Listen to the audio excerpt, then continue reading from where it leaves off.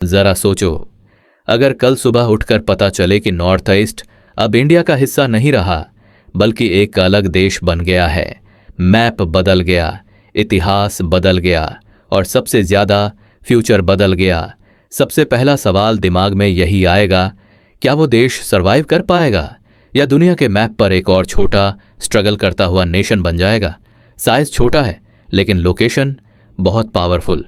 चीन, म्यांमार, बांग्लादेश, भूटान, चारों तरफ बॉर्डर, मतलब क्लियर है, डेंजर भी, अपॉर्चुनिटी भी।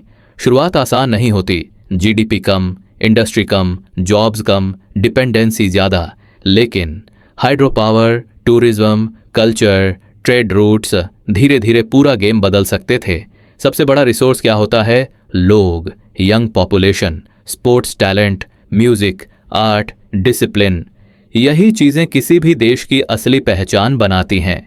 सबसे बड़ा एक्सटर्नल प्रेशर चीन, वो इग्नोर नहीं करता, वो वेट करता है, इन्फ्लुएंस बनाने की कोशिश करता है और मौका मिले तो कंट्रोल भी। क्या इंडिया दुश्मन बन जाता?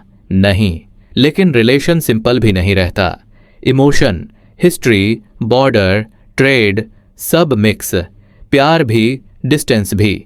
शुरुआत में आर्मी स्ट्रांग नहीं होती, बजट लिमिटेड, वेपन्स कम, तो सरवाइव करने का तरीका होता बिग वॉर नहीं, स्मार्ट डिप्लोमेसी। डेमोक्रेसी होती पर स्टेबल नहीं। छोटे देशों में अक्सर यही होता है, लीडर जल्दी बदलते हैं, सिस्टम धीरे मैच्योर होता है। दुनिया को सबसे ज्यादा क्या अट्रैक्ट करता?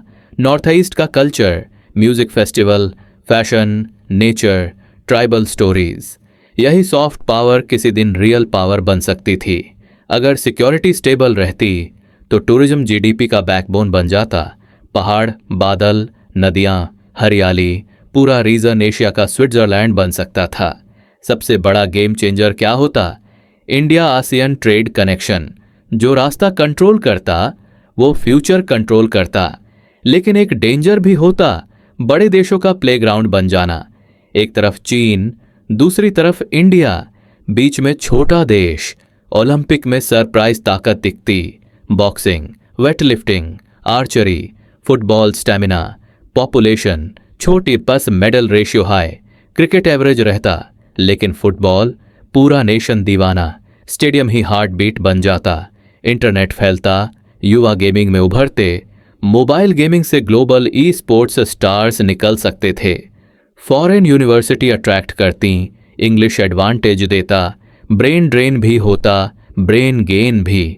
शुरुआत में करेंसी वीक होती, लेकिन टूरिज्म प्लस ट्रेड बढ़ता तो धीरे धीरे स्टेबल बन सकती थी। सबसे बड़ा खतरा बाहर नहीं, अंदर होता। Identity politics, tribal tension, power struggle, यही देश को तोड़ सकता था। अगर लीडरशिप स्मार्ट होती तो 20 साल में ग्रीन डेवलप्ड मॉडल बन सकता था, और अगर पॉलिटिक्स फेल होती तो वही देश भूला हुआ ग्लोबल क्राइसिस बन जाता। लोकेशन की वजह से सुपर पावर इग्नोर नहीं कर पाती। छोटा देश पर स्ट्रैटेजिक वेट भारी। सबसे बड़ा सवाल, क्या लोग खुश होते? फ्रीडम मिलती पर सिक्योरिटी कम होती, प्राइड मिलता पर प्रेशर भी। अलग देश का सपना रोमांटिक लगता है, लेकिन रियलिटी बहुत हार्ड होती है। नॉर्थ ईस्ट के बिना इंडिया का जियोग्राफी, सिक्योरिटी, कल्चर सब बदल जाता। चीन चुपचाप देखता, वेट करता और सही टाइम पर मूव करता। देश को स्ट्रांग क्या बनाता है? ना आर्मी, ना जीडीपी, लोगों की यूनिटी। मैप बदलने से लाइफ परफेक्ट नहीं होती, प्रॉब्लम्स बस शेप बदलती हैं। असली सवाल ये नहीं है कि अलग देश होता तो क्या होता। असली सवाल है जो है, क्या हम उसे स्ट्रांग बना पा रहे हैं? देश सिर्फ मैप से नहीं बनता, देश लोगों से बनता है। और जब लोग स्ट्रांग होते हैं तो बॉर्डर लाइन का ज्यादा मतलब नहीं रह जाता।